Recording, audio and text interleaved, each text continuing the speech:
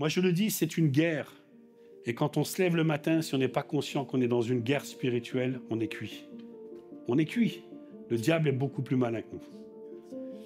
Mais il est beaucoup plus faible que l'Esprit de Dieu dans ma vie. Amen. Nous sommes un soldat engagé. On ne négocie pas avec l'ennemi. On le met à mort. Amen. Cette capacité à faire mourir ce qui n'est pas bon dans ma vie, c'est le résultat de l'œuvre de l'Esprit. Ça s'appelle le fruit de l'Esprit. Et il y a un fruit de l'Esprit qui doit être, j'allais dire encore, beaucoup plus imposant dans nos vies. Il s'appelle, dans Galates 5, 22, la maîtrise de soi. Ah, c'est dur la maîtrise de soi. C'est difficile. Mais c'est le fruit de l'Esprit qu'il faut pour combattre les désirs charnels de notre corps. Alléluia. On est bon, il est bon le Seigneur. Est-ce que vous connaissez cette expression « J'ai eu affaire à un Canada Dry » ? Oh là, je suis si vieux que ça. Je viens de payer... Ah, Jean-Paul, merci. Je viens de fêter mes 50 ans quand même. C'est pas vieux, si ? Bon, bravo. Amen. Non, vous n'avez jamais entendu cette expression « J'ai eu affaire à un Canada Dry » ? Ou peut-être quelqu'un vous a qualifié « T'es vraiment un Canada Dry ». Non, ça ne vous parle pas ? Ah, c'est bien, ce matin, je vais vous apprendre quelque chose. Alors, avant qu'on aille dans cette explication, déjà, c'est quoi un Canada Dry ? Ah, il y en a qui connaissent, ça vient. Canada Dry, voilà. C'est une boisson gazeuse. C'est une marque d'une célèbre boisson gazeuse au gingembre. Alors aujourd'hui, ça a fait fureur dans les années 80-90, quand moi j'étais jeune. Tous les jeunes ont buvé ça. Aujourd'hui, c'est un nouveau nom, ça s'appelle le Red Bull. Red Bull donne des ailes, ce que vous voulez. Alors je ne vais pas faire la pub pour cette boisson, je vous rassure. Mais à la première vue, quand on avait un Canada Dry dans les mains, et nous, quand on avait moins de 18 ans, on était fiers, parce qu'on avait l'impression d'avoir une canette d'alcool. On avait l'impression d'avoir cette canette-là de bière. Et à première vue, ça ressemblait à une bière. Et le slogan de publicitaire de cette boisson, en fait, vous aviez à la télé, quand ça passait, sur ce spot publicitaire, vous aviez là dans un resto pas mal de gens qui étaient en train de déjeuner, et ça se passait aux États-Unis, et vous aviez deux malfrats à l'extérieur qui étaient en train d'élaborer un plan pour rentrer et piquer l'argent des gens. Et au comptoir, il y avait un homme assez balèze, assez musclé, le beau blond là, qui était assis sur le tabouret, et il était en train de boire, il y avait cette bouteille, et il buvait son Canada Dry.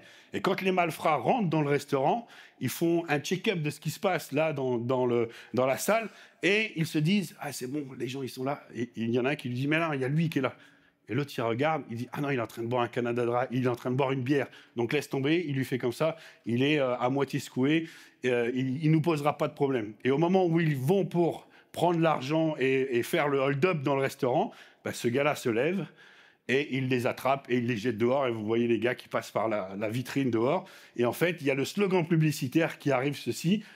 Ça a la couleur de l'alcool, ça a le goût de l'alcool, mais ce n'est pas de l'alcool. Canada Dry, ça a la couleur, ça a le goût, ça a la forme, ça a l'emballage, ça a l'apparence. Tout était pour faire croire que c'était de la bière, c'était de l'alcool, mais en fin de compte, c'était qu'une simple boisson au gingembre. Et en fait, l'expression ensuite est venue et a tiré son origine du cercle des amateurs de bière. Et quand ils ont regardé ce qu'était Canada Dry, ils ont dit « ça, c'est un simulacre, c'est une arnaque, c'est une copie ». Et au fil du temps, eh bien, cette expression « avoir affaire à un Canada Dry » ou être qualifié, traité de Canada Dry, eh bien, c'était une métaphore qui était employée pour qualifier une chose ou une personne qui a les apparences de ce qu'elle prétend être, mais qui, au fond, en renie la force et en renie les éléments. Et en fait, quand on vous qualifiait de Canada Dry, ce n'était pas du tout positif. C'est qu'on vous prenait pour un rigolo. Vous voyez ce que je veux dire ? On vous prenait pour une copie. Tu as l'apparence, mais tu es faux. Tu fais, mais ce que tu fais, c'est vide. Tu as l'apparence du sérieux, mais en fait, excuse-moi de le dire comme ça, tu es une arnaque. Vous voulez que je vous donne un exemple d'un Canada Dry biblique? Ouais? Ça va vous parler. Vous vous souvenez quand le peuple de Dieu, sorti d'Égypte, bénéficiant, comme le disait tout à l'heure Jean-Roland, de la manne, bénéficiant de toute la grâce de Dieu, à un moment donné, Moïse est monté sur la montagne parce qu'il devait recevoir de Dieu les tables de la loi, les 10 commandements. Et le peuple qui était là, ils attendaient. Mais Moïse, il était long. Il est long, tellement long qu'à un moment donné, le peuple de Dieu va se tourner vers Aaron et va lui dire « Aaron, Moïse, on ne sait pas ce qu'il est devenu. Maintenant, nous, fais-nous un Dieu qui marchera devant nous, qui sera notre Dieu. » Et Aaron va les écouter, il va prendre toutes les boucles d'oreilles, les bracelets, l'argent, l'or, et il va faire fondre tout cela, et de cela va sortir le veau d'or. Et il va dire au peuple, voici votre Dieu qui va vous conduire. Alors ce matin, on ne va pas entrer dans ce texte, c'est juste un exemple pour que vous compreniez ce qu'est un Canada Dry. On ne va pas étudier les raisons qui ont motivé le peuple d'Israël et Aaron à agir de la sorte, mais nous allons retenir simplement la phrase que Aaron va déclarer et que vous relirez à la maison. Il dit ceci, voici votre Dieu, et demain, il y aura une fête, il y aura un culte, il y aura une célébration en l'honneur de l'Éternel. C'est fou, hein? Et le lendemain matin, le peuple s'est préparé. Alors, je vous mets au défi d'imaginer la chose. On considère à peu près 1 200 000 personnes qui se réunissent. Vous imaginez le nombre? C'est énorme, ça balaye. C'est les femmes, les enfants, les ados, les jeunes, tout le monde est là, tout le monde est réuni, tout le monde va faire la fête. Ça va être la fête en l'honneur de l'Éternel. Ça va y aller, on va honorer Dieu. Ils se sont levés tôt, ils ont tout préparé, le veau d'or était prêt, les sacrifices étaient prêts. Au moment donné où ils vont lancer toutes ces choses, ils vont lancer la cérémonie. Le groupe de louanges de l'époque était prêt. Ils avaient répété, tout était bon, tout le planning, tout le déroulement était bon. Les musiciens étaient au taquet, ça chantait, ça se diversait, pardon.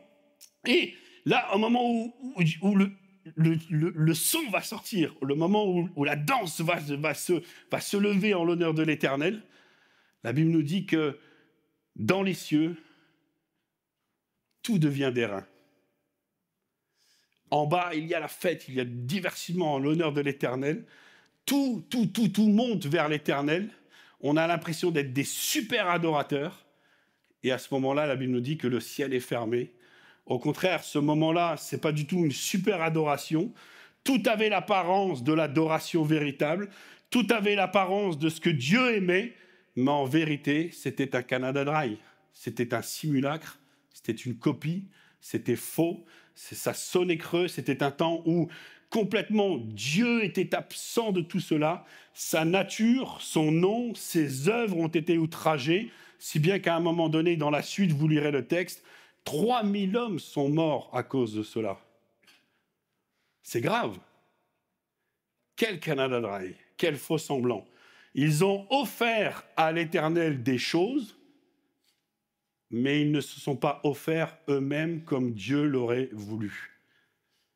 Vous voyez la différence? Et c'est vrai que ce matin, on peut se poser la question,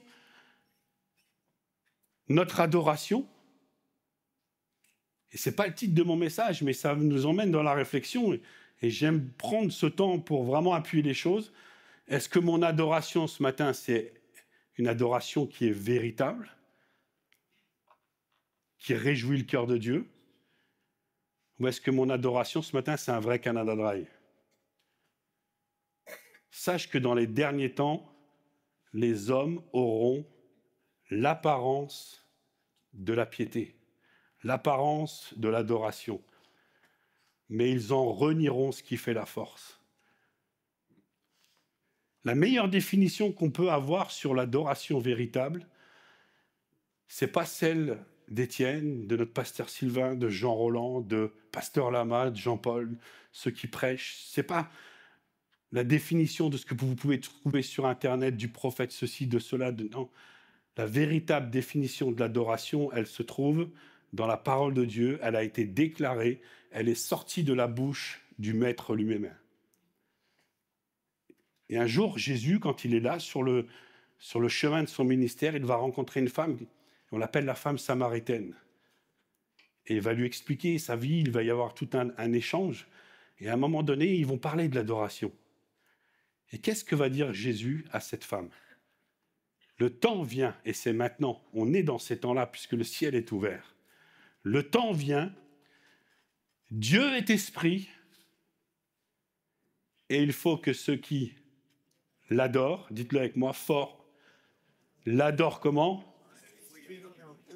En esprit et en vérité. Il n'y a pas d'autre définition de l'adoration. Ton adoration, elle doit être en esprit. Et béni soit Dieu pour la conduite de l'esprit, pour l'œuvre du Saint-Esprit dans nos vies, mais elle doit être dans la vérité. Et si elle n'est pas là, si on n'est pas dans cette définition-là, tout ce que tu feras, tout ce que tu diras, tout ce que tu exprimeras, c'est un Canada Dry. C'est peut-être dur ce que je vais dire ce matin, mais c'est la vérité. C'est la parole de Dieu. A contrario, et quand on lit ce texte en esprit, en vérité, ça veut dire que dans la bouche de Jésus, il y a l'inverse. C'est-à-dire qu'on peut être des adorateurs, mais pas dans l'esprit et pas dans la vérité. Et une adoration véritable en esprit et en vérité, c'est une adoration qui est authentique, elle est conforme, elle est dans l'exactitude.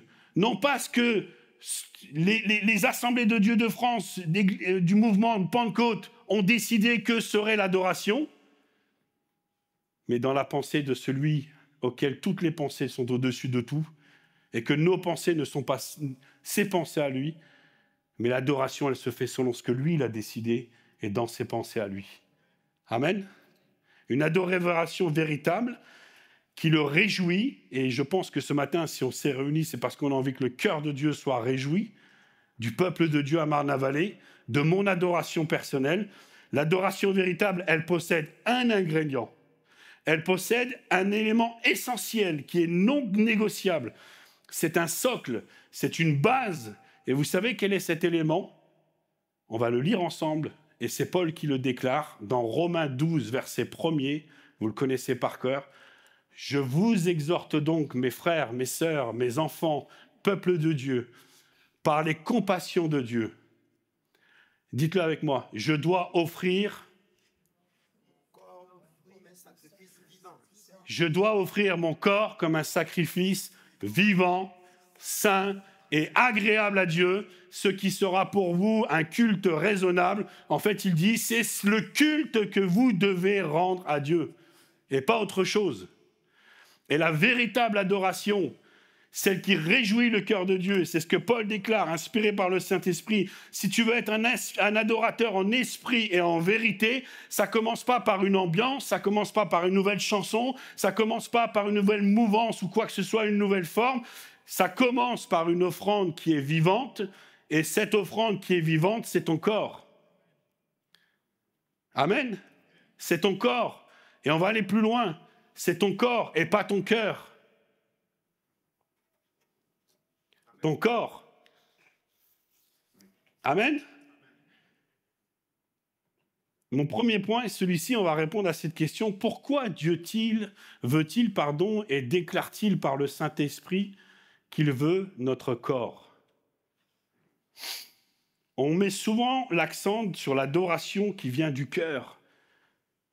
Louez Dieu avec votre cœur, louez-le avec vos sentiments, louez-le avec vos élats, avec votre émotion, rentrez en contact avec lui, avec votre cœur. Mais moi, ce matin, j'ai envie de te dire, loue Dieu avec ton corps. Et ça n'a rien à voir avec une gestuelle, ça n'a rien à voir à sauter dans les mains ou taper des mains ou faire ce que vous voulez. Ce n'est pas des comportements qu'on pourra avoir lorsque la musique balance ou elle est un peu dynamique et percutante. Non, ça n'a rien à voir avec le fait de venir avec une jupe qui dépasse les genoux ou pas, ou d'avoir un foulard sous la tête pendant des années, on a eu. Ça n'a rien à voir avec ceci. L'adoration qui plaît à Dieu, j'allais dire, excusez-moi l'expression, mais la forme, Dieu s'en fiche royalement. La seule chose qui intéresse Dieu, c'est le fond, c'est ce qu'il y a dans la substance de ton adoration. Et l'adoration, elle a à voir avec ce que tu fais de ton corps chaque jour et dans la manière dont tu le traites chaque jour devant Dieu. Amen. Tu sais que ton corps, il est précieux aux yeux de Dieu. Dieu est autant intéressé par ton cœur que par ton corps. Ça, c'est important de le savoir. Ton corps ne t'appartient pas. Ton corps, il est à Dieu. Paul dit bien dans ce texte de ne pas offrir notre âme, nos émotions, nos bons sentiments, mais il dit « offrez vos corps ». Et pourquoi le corps ? Parce que, je te le déclare ce matin, je te le redis, ton cœur n'a pas besoin de sainteté. Aïe, qu'est-ce qu'il raconte, Étienne ? Ton cœur n'a pas besoin de sainteté. Vous savez pourquoi ? Est-ce que vous avez donné vos vies en Jésus-Christ ? Qui a donné sa vie à Jésus ? Alors, est-ce que vous avez un cœur ancien ? Est-ce que vous avez encore votre cœur d'avant, quand vous étiez sans lui ou pas ? La Bible nous dit qu'en Jésus-Christ, on a eu un cœur nouveau. Amen. Et ce cœur-là, il lui appartient, il est à lui. Et c'est voilà pourquoi toutes les Écritures, ensuite, elles nous disent, mais dans la foi, dans l'esprit, dans l'amour de Dieu, dans sa relation, dans sa communion, mais dans la foi, vous êtes déjà dans les cieux. Vous êtes déjà en Jésus-Christ. Nous sommes assis avec lui dans les cieux, en toute autorité. Alors c'est vrai qu'on est sur terre, mais on est déjà dans les cieux, on est déjà dans la foi. Et notre cœur, il est déjà renouvelé, il est nouveau. Nous sommes une nouvelle création en Jésus-Christ. Amen. Est-ce que vous êtes d'accord avec moi ? Mon cœur, il est à Dieu. Il est à Jésus-Christ, il lui appartient. Mon cœur, alléluia, nous étions morts, Dieu nous a rendus à la vie. Nous avons un cœur nouveau. Mais le gros problème, c'est que notre cœur à nous, qui est déjà dans les cieux en Jésus-Christ, malheureusement, il vit dans un corps qui est encore ici sur la terre. Et c'est ce corps-là qui a besoin de sainteté. C'est ce corps-là qui a besoin d'être transformé. Nos actions soient à la gloire de Dieu, comme une adoration. Et voilà pourquoi Paul dit « offrez vos corps ». Il sait déjà que le cœur, il est déjà offert. On lui a déjà donné notre vie. Mais soyons honnêtes, qui a déjà donné son corps pleinement ? C'est dur. Malheureusement, notre corps, c'est le champ de bataille du péché. Et tous les jours, on lutte avec notre corps à cause du péché. Notre corps, il est marqué par la faiblesse. Notre corps, il est marqué par la mortalité. Notre cœur à nous, il ne sera jamais mort. On peut mourir là, mais notre cœur et notre âme est déjà vers le ciel. Mais notre corps, il va retourner à la poussière. Vous voyez, il est marqué par la mortalité, par l'œuvre du péché. Notre corps n'est pas encore régénéré, il n'est pas encore renouvelé. Un jour, il le sera. La Bible dit que Paul le déclare en Thessaloniciens, quand la trompette va sonner, que va-t-il faire quand Jésus revient ? Les morts en Christ, premièrement, qu'est-ce qu'il va faire ? Ils vont ressusciter, ils vont retrouver leur corps. Et nous, les vivants qui sommes restés, nous serons enlevés avec lui par notre corps. On part au ciel, corps, âme et esprit. Hein. Vous le savez, ça. Notre corps, il ne reste pas sur la terre. Amen. Et notre corps, c'est malheureusement un corps qui est soumis à des vieux désirs, à des vieilles habitudes, à des vieux réflexes charnels. Paul dit ceci, votre corps, il est mortel. C'est un corps mortel. Alors, je suis dans une nouvelle création, dans un corps qui n'est pas encore renouvelé, qui est mortellement plein de désirs et qui sont contraires à la sainteté. Et lorsqu'on comprend cette notion-là, on peut affirmer avec force que l'adoration qui sort du cœur, mais qui n'est pas en osmose, qui n'est pas concrétisée, qui n'est pas dans l'alignement dans le corps, eh bien notre offrande, c'est un Canada Dry. Notre offrande, notre adoration, elle est fausse devant Dieu. Elle sonne creux. Que déclare Paul ? Mes frères, mes sœurs, votre cœur est le temple du Saint-Esprit. C'est ça ? Eh oui. N'oubliez jamais, votre corps est le temple du Saint-Esprit qui habite en vous. C'est notre corps qui l'est, notre corps. Et un adorateur en esprit et en vérité est un adorateur qui prend au sérieux son corps. Amen. Le roi David, on le qualifiait, et on le dit souvent, d'un homme selon le cœur de Dieu. Ah, il était bon, il aimait le Seigneur, c'était un adorateur, il était passionné quand il prenait sa harpe, quand il prenait les instruments, l'adoration montait. Mais malheureusement, son plus grand échec qui s'est passé avec Bathsheba, il ne s'est pas passé dans son cœur. Il s'est passé dans son corps. La Bible nous dit qu'au lieu d'être au combat, il était dans l'inactivité et ses yeux se sont promenés là sur Jérusalem. Et qu'est-ce qu'il a vu en bas? Bathsheba. Elle était magnifique. Et là, dans son corps, il y a toutes les pulsions qui se sont réanimées, charnelles. Et vous connaissez la suite. Il va aller la faire venir, il va coucher avec elle, et il va faire tuer son mari, etc., etc., et l'engrenage du péché, à cause de son corps. À ce moment-là, son corps n'était pas offert à Dieu comme il aurait fallu, il était offert à ses propres désirs. Et c'est là la catastrophe. Alors ce matin, on peut se poser cette question pour nous tous, et je me suis la posée quand je rédigeais ce temps avec le Seigneur là dans ma prédication. Quel est le membre de mon corps qui me pose le plus de soucis? Est-ce que ce sont mes oreilles qui écoutent tout et n'importe quoi aujourd'hui, avec tous les messages, et qui se nourrissent de toutes les mauvaises choses et qui laissent entrer ces sons, ces voix, tout ce qui n'est pas à la gloire de Dieu? Est-ce que c'est ma langue qui, malheureusement, au lieu de bénir, de louer, d'apporter la bénédiction, eh ben, c'est une langue, une bouche qui critique, qui est malsaine, qui parle mal, qui blesse, qui provoque les disputes, les colères? Est-ce que c'est ma bouche qui...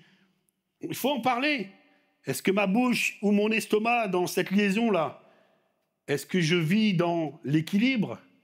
Ou est-ce que je suis empreint par la gloutonnerie, par les excès de table, par la folie de ces choses? Est-ce que l'alcool qui rentre dans ma bouche, je suis capable d'être raisonnable, ou est-ce qu'il y a des moments ça part en cacahuète?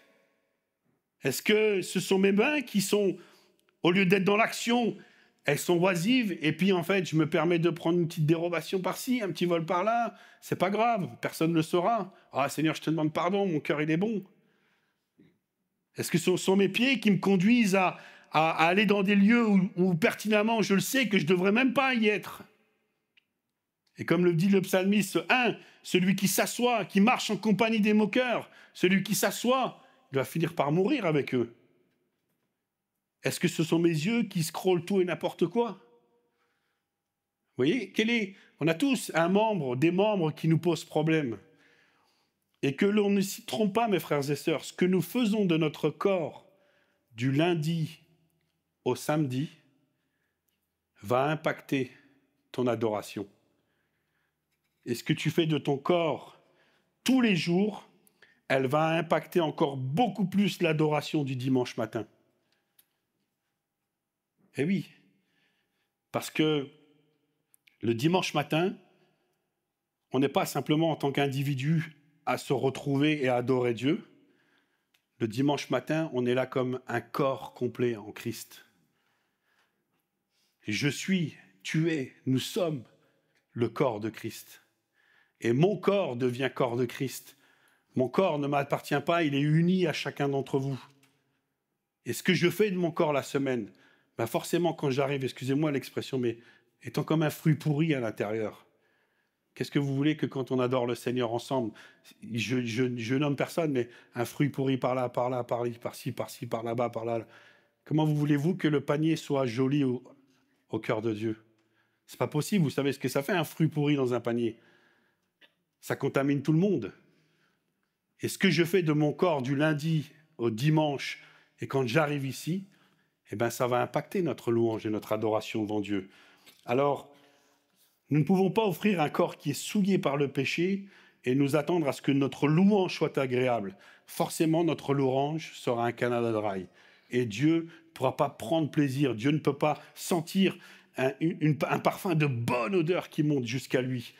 Alors comment on peut faire? Comment on peut sortir de cette prison? Comment on peut offrir à Dieu notre corps mortel qui est là soumis à tous ses désirs? Eh bien la réponse, elle n'est pas plus dans des efforts humains et dans ce que je dois accomplir tous les jours. Parce que de toute façon, tout ce que tu feras, tu n'y arriveras pas.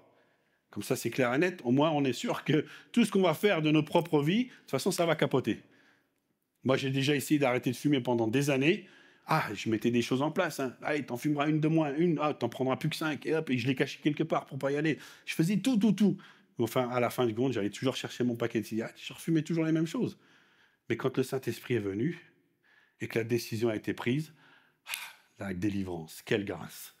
Quelle grâce. Et c'est mon deuxième point, c'est la prescription de Dieu, la consécration de notre corps. Et le langage de Paul, il est, excusez-moi, mais il est violent, il est radical, il est sans équivoque. Il ne nous dit pas d'essayer de faire un petit peu mieux tous les jours. Non, il déclare dans Colossiens 3,5, « Faites donc mourir ce qui dans vos membres est terrestre. » Faites mourir. Et l'expression « faites mourir », c'est littéralement, c'est une mise à mort, et c'est ce qu'on fait quand on est face à un animal qui est dangereux. On sort le fusil, on sort la piqûre, tout ce que vous voulez, mais il faut que ça s'arrête. Il n'y a pas le choix, c'est radical. C'est une action qui est décisive, qui est volontaire, qui est définitive. Et dans l'Ancien Testament, Dieu exigeait que les sacrifices soient sans défaut. Sans défaut. Et Jésus-Christ est l'agneau de Dieu sans défaut, à l'image de tous ces sacrifices. Mais aujourd'hui, on n'a plus besoin d'offrir des sacrifices. Le sacrifice vivant, saint et agréable à Dieu, c'est toi, c'est moi, c'est nous. Donc, je dois être saint. Je dois marcher dans la sainteté de jour après jour. Je tends, je suis de progrès en progrès. Je suis mis à part. Amen. Je suis séparé du péché, de toute la mentalité du monde. Je suis séparé pour vivre pour Dieu. Et comment ça se passe, cette sainteté? Je le redis, ce n'est pas par nos propres forces, parce que nous n'y arriverons pas. Mais Paul dit ceci, c'est par les compassions de Dieu. C'est par l'œuvre du Saint-Esprit. La puissance, elle ne viendra jamais de toi, mais la puissance, elle viendra toujours du Saint-Esprit et dans l'action de Dieu dans ta vie. Amen. Que le Dieu de paix vous sanctifie lui-même. Écoutez bien ce verset 1 Thessaloniciens 5, 24. Que le Dieu de paix vous sanctifie. Que Dieu fasse son œuvre en vous. Vous sanctifie lui-même tout entier. Pour que tout votre être, et Paul nous le redit, l'esprit, l'âme et le corps soient conservés irrépréhensibles lors de l'avènement de notre Seigneur Jésus-Christ. Et moi, j'aime ça. Celui qui vous a appelé à cette œuvre, il est fidèle. Amen. Jean-Roland le disait tout à l'heure, il est le fidèle, il est le véritable. Et quand Dieu s'engage dans une affaire, il ira toujours jusqu'au bout. Dieu est fidèle, c'est lui qui accomplira cette œuvre dans votre vie. Amen. La seule chose qui nous est demandée ce matin, c'est une décision ferme, nette et précise. C'est un choix de dire, je veux, à partir de maintenant, à la minute là, je veux plaire à Dieu dans mon corps. Comment? Je ne sais pas, ça c'est ton œuvre Saint-Esprit. Mais mon corps, mon âme, mon être entier est ouvert à l'action de l'Esprit de Dieu ce matin. Et c'est toi qui vas agir. La force, je ne l'ai pas, mais le choix, je l'ai. Souvenez de Joseph là, quand il est en Égypte, et quand il est là, emmené dans le traquenard. J'appelle ça un traquenard, moi, c'est une arnaque, là. Hein. Quand il est là dans la pièce et que d'un seul coup, il y a la porte qui s'ouvre, et Madame Potiphar qui arrive, avec tous les éléments de Madame Potiphar. Belle femme, séduisante, attirante, tout ce que vous voulez. Il n'y a plus d'un homme qui aurait plongé directement dans les voies de la catastrophe. Mais la Bible nous dit que Joseph, il va résister. Et il va résister non pas dans simplement son cœur, mais il va résister dans son corps entier.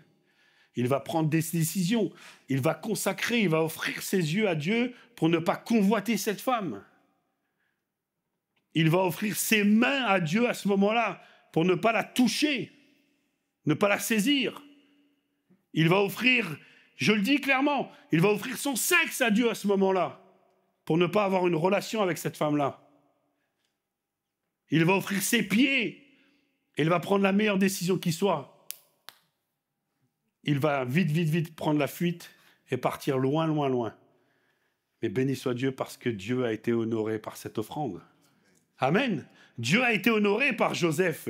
Tous ses membres étaient offerts à Dieu comme un sacrifice vivant, saint et agréable à Dieu. Et c'est ce que Jésus déclare. Si ton œil est pour toi une occasion de chute, arrache-le et jette-le loin. Alors, ce n'est pas votre œil physique dont Jésus parle. Vous êtes d'accord? Arrache les choses qui te font tomber, que tu regardes dans ta vision. Arrache-les. Si ta main est pour toi une occasion de chute, coupe-la, sépare toi. Il faut qu'on soit pragmatique ce matin. On est là dans la réalité des choses. Excuse-moi, mais si ton téléphone, si ton ordinateur sont des moments de chute, installe un contrôle parental. Oui. Au moins, il n'y aura plus de problème. Est-ce que c'est une relation toxique qui t'emmène à vivre des galères? Mais excuse-moi, mais il y a un moment donné, prends une décision, coupe, sépare-toi. Parce que tu vas t'enfoncer beaucoup plus loin de ce que Dieu a prévu pour toi. Peut-être c'est ton paquet de cigarettes, c'est tes pilules, c'est ta boisson, c'est tout ce que vous voulez qui pourrait être comme là des addictions. Excuse-moi, mais prends un jour cette décision et jette pour de bon, sépare-toi. Je me souviendrai toujours, mon père, moi, le jour, avec toute sa bande de hippies quand ils se sont convertis, le jour du baptême, ils n'arrivaient pas à se libérer de la drogue et de la cigarette. Le jour de baptême, et c'est fou ça, ils se sont tous regardés, ils ont dit, allez, c'est la dernière cigarette qu'on fume. Ils étaient là, dans le hall de l'église, ils allaient prendre leur baptême. Allez, c'est la dernière cigarette. Et ils ont fumé, ils se sont passés la cigarette. Et ils ont dit, à partir de ce jour-là, le dernier qu'il a écrasé, il a dit, maintenant c'est fini, on jette tout. Et ils ont tous jeté leur drogue, leur paquet de cigarettes. Et à partir de ce jour-là, ils ont été complètement délivrés. Amen. C'était une décision. Engage-toi. Oui, il faut le dire. Peut-être dans ton corps, face à la nourriture, c'est des problèmes. Moi, je sais ce que c'est. Je connais des gens, ils sont là, dans l'addiction de la nourriture. Et leur corps, il prend cher. Et si c'est ça, excuse-moi, mais apprends à manger avec équilibre, avec modération. Demande au Seigneur sa grâce. Bénis-le pour le repas, mais sois dans l'équilibre. Alléluia. Engage-toi à parler avec bonté, avec amour sur ton frère, sur ta sœur. Mets une fermeture éclair sur ta bouche quand il y a le besoin. Ne rentre pas dans les commérages, dans les divisions, dans les partis pris. Change de trottoir pour éviter la tentation. Tu sais qu'à chaque fois que tu passes par là, dans ce chemin-là, elle est là. Tu sais que c'est dur. Mais change, passe par un autre chemin. Demande à Waze qu'il te donne un autre chemin, il va t'en donner un autre. Il en connaît plein, lui. Moi, je le dis, c'est une guerre. Et quand on se lève le matin, si on n'est pas conscient qu'on est dans une guerre spirituelle, on est cuit. On est cuit. Le diable est beaucoup plus malin que nous. Mais il est beaucoup plus faible que l'Esprit de Dieu dans ma vie. Amen. Nous sommes un soldat engagé. On ne négocie pas avec l'ennemi. On le met à mort. Amen. Cette capacité à faire mourir ce qui n'est pas bon dans ma vie, c'est le résultat de l'œuvre de l'Esprit. Ça s'appelle le fruit de l'Esprit. Et il y a un fruit de l'Esprit qui doit être, j'allais dire encore, beaucoup plus imposant dans nos vies. Il s'appelle, dans Galates 5, 22, la maîtrise de soi. Ah, c'est dur, la maîtrise de soi. C'est difficile. Mais c'est le fruit de l'Esprit qu'il faut pour combattre les désirs charnels de notre corps. Et j'allais dire, ce que Paul nous enseigne à faire, il a simplement repris tout ce que Jésus a fait. On est en train de voir le jeudi soir toute la vie de Jésus-Christ dans sa vie de prière. C'est extraordinaire les temps qu'on vit. C'est fort, je vous le dis, c'est très fort ce qu'on vit. Et quand on voit Jésus-Christ, pourquoi il a prié, dans quel moment, à quelle saison, quelle situation, on se dit, mais en fait, c'est l'exemple qu'il faut que je suive. Je ne peux pas être meilleur que le maître. Mais parce qu'il m'a donné son esprit, je peux suivre, je peux marcher dans ses voies. Là, je peux aligner ma vie dans son comportement. Et la Bible nous dit ceci, écoutez bien, Jésus qui dans les jours de sa chair, vous savez que quand Jésus est venu sur terre, il avait un corps comme nous. Je me suis toujours posé cette question, pourquoi? Il aurait pu descendre du ciel en tant que Dieu, un ange, enfin tout ce que vous voulez, un être céleste, il aurait claqué des doigts, le monde entier serait converti, ouais, toutes les choses se seraient. Mais Même Jésus lui-même, dans sa prière, et c'est révélé dans l'Épître aux Hébreux, il le dit ceci: « Oh mon Dieu, tu as voulu que j'ai un corps. Tu m'as donné un corps. » Dieu, esprit dans l'incarnation du corps. Tu m'as donné un corps. Mais pourquoi? Parce qu'il fallait qu'il passe dans toutes les tentations que nous sommes pour pouvoir nous aider et nous soutenir parfaitement. Et quand on prie, il sait de quoi on parle puisqu'il l'a vécu. Donc il était dans ce corps. Écoutez bien ce qu'il dit. Jésus dans son corps, ayant présenté, avec une petite adoration, une petite musique qui est saine et qui va bien, qui est grouvante. Et Jésus a présenté devant Dieu avec des cris, des larmes, des prières, des supplications. Vous voyez elle est dure la lutte dans le corps, hein, avec des supplications. Il a présenté ces choses-là à celui qui pouvait le sauver de la tentation et de la mort. Et il a été exaucé à cause de cela, par sa piété, par l'amour de son Père. Écoutez bien ce que dit Paul. Il a appris, lui qui fut le Fils de Dieu, il a appris l'obéissance, la soumission par les choses qu'il a souffertes. Et ensuite, après avoir été élevé à la perfection, il est devenu pour toi, mon frère, pour moi, l'auteur d'un salut qui est extraordinaire dans les cieux. Et il sait ce dont tu as besoin dans ton corps. Et si tu viens à crier devant lui, à te mettre dans sa présence, à supplier Dieu, il va te donner les solutions. Amen. Invite Jésus à venir régner dans ton corps, parce qu'il va te donner cette puissance pour ta bataille. Et l'objectif, il est glorieux. L'objectif, ce n'est pas simplement de moins pécher chaque jour. Non, l'objectif, c'est que ma vie, elle devienne une offrande qui est sainte, agréable, pleine d'honneur pour Dieu notre Père. C'est ça l'objectif. Dieu ne te dit pas tu pécheras plus, non, mais parce que tu vas travailler, tu vas devenir. Et moi, ce que j'aime, c'est que Jésus a offert son corps à Dieu sur la croix du Calvaire, comme le sacrifice vivant, saint et agréable. Alors, si notre maître à nous, que nous prétendons et que nous proclamons suivre, aimer de tout notre cœur, nous n'avons pas le choix, frères et sœurs, de placer notre corps ce matin sur la croix du Calvaire aussi. Et Paul le dit, ceux qui sont à Jésus-Christ ont crucifié leur chair, leur corps, pour la gloire de Dieu. Ah oui, ça fait mal. Oui, ça va faire mal. Mais est-ce que tu choisis d'avoir mal et que Dieu soit honoré?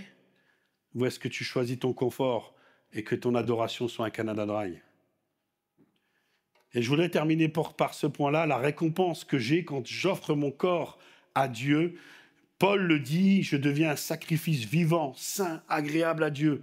Et contrairement aux animaux morts de l'ancienne alliance, mon sacrifice à moi, il est vivant. Je suis une offrande qui est vivante, qui est dynamique, qui est permanente. En fait, ma vie entière devient une adoration continue. Je suis un adorateur en esprit et en vérité, 24 heures sur 24. Et pas que le dimanche matin. Amen. Je suis un sacrifice qui est saint. Mon corps, il est mis à part, il est purifié, il est consacré. Et parce qu'il est mis à part, quand Dieu reviendra, il pourra dire « Entre dans la joie de ton maître, bon et fidèle serviteur. » Parce que tu peux rentrer dans le royaume qui est saint. Parce que tu es saint. Amen. Et ensuite, ma vie, parce qu'elle est consacrée, elle est mise à part, elle est utile pour l'œuvre de Dieu, ben Dieu peut la prendre et me placer dans les plans qu'il a choisis pour ma vie, pour le servir, pour l'honorer. Tu ne sais pas quel est ton ministère ce matin, quel est ton appel. La première chose, consacre ton corps à Dieu et tu verras que rapidement, Dieu va se révéler à ton esprit. Être agréable. C'est pas beau ça? Mes sœurs, quand votre mari vous est agréable, ça ne fait pas plaisir? Si? Ah, quel soulagement. C'est difficile. Mais dites-vous ce matin, Seigneur, j'ai envie d'être agréable à Dieu. Je ne suis pas un Canada Dry, Seigneur, ce matin. Je suis une offrande qui est vivante, sainte et agréable. Alors, soyons comme Daniel. Daniel avait refusé de se compromettre avec les nourritures du peuple. Daniel avait choisi d'offrir son corps dans la prière pour honorer Dieu, même s'il allait aller dans la fosse, même s'il aurait pu aller n'importe où il lui aurait été. Son importance à lui, c'était de glorifier Dieu. Et vous savez quel a été le résultat pour Daniel? Dieu a honoré cette offrande. Daniel, il lui a été donné une sagesse extraordinaire. Daniel, il lui a été donné une santé florissante. Et vous savez que parce qu'on maltraite notre corps, on perd des années de nos vies. Il faut le savoir. Hein. Si je ne prends pas soin de mon corps, je ne vais peut-être pas pouvoir aller dans les œuvres complètes que ce que Dieu aurait voulu. Daniel, Dieu lui a donné une influence prodigieuse pour sa génération. Et ce matin, est-ce que vous êtes d'accord avec moi que moi, en tant que membre personnel, pierre vivante, mais aussi en tant qu'Église du Seigneur Jésus-Christ ici à Marne-la-Vallée, Église locale, est-ce que vous ne voulez pas qu'on ait une influence qui soit prodigieuse sur cette ville et sur cette géographie de région? Est-ce qu'on se complaît juste avec là dans le nombre qu'on est, ou est-ce qu'on veut qu'il y ait des âmes en foule qui viennent et qui soient sauvées dans le nom de Jésus-Christ? Alors offrons nos corps à Dieu. Amen, offrons nos corps à Dieu. Je vais inviter le groupe de louanges à venir, on va passer un temps d'adoration, un temps de véritablement dans la présence de Dieu, et je crois que c'est un temps vraiment béni de sa part. Et je crois qu'on a besoin de consacrer nos corps à Dieu ce matin. On lui a donné nos cœurs, et ça, il le sait. On lui a donné. Et tous les dimanches matins, on lui redonne. Et dans nos prières, on lui redonne. Mais ce matin, ce n'est pas nos cœurs que Dieu veut, parce qu'il les a déjà. Ce matin, c'est nos corps. Amen. Est-ce qu'on peut se lever?